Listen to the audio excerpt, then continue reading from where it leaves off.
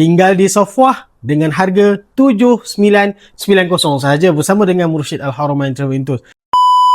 Tuan-puan bayangkan orang yang duk pergi Mekah nak pergi Safwah package dengan harga 10,000. Kita pun ada lagi package 9,000 lebih, 10,000 lebih, 12,000 lebih.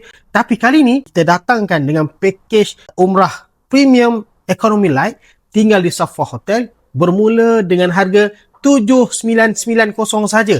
Dan kalau 12 hari 10 malam, harga dia 8,600 sahaja.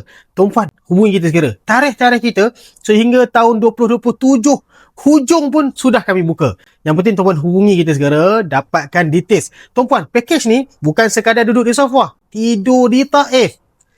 Waktu di Madinah, pergi ke Badar. Ish best tuan-puan, dah lah duduk di Safwah. Turun-turun, dah dataran masjid. Ramai jemaah kita memang tinggal di situ. Dan di Madinah, walking distance sahaja untuk hotelnya dan ada peluang pergi ke Badar. Dan di sewaktu kita sampai nanti, kita pergi tidur di Taif. Ada lawatan di Taif. Memang best, tuan-puan. Yang terpenting, tuan-puan pilih kami di Mursyid Al-Haramain Travel Tours.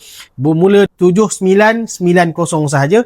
Package 9 hari 7 malam. Tetapi untuk package 12 hari 10 malam, RM8,600 sahaja untuk bukan cuti sekolah. Yang penting hubungi kita segera, dapatkan package-package yang terbaik ini.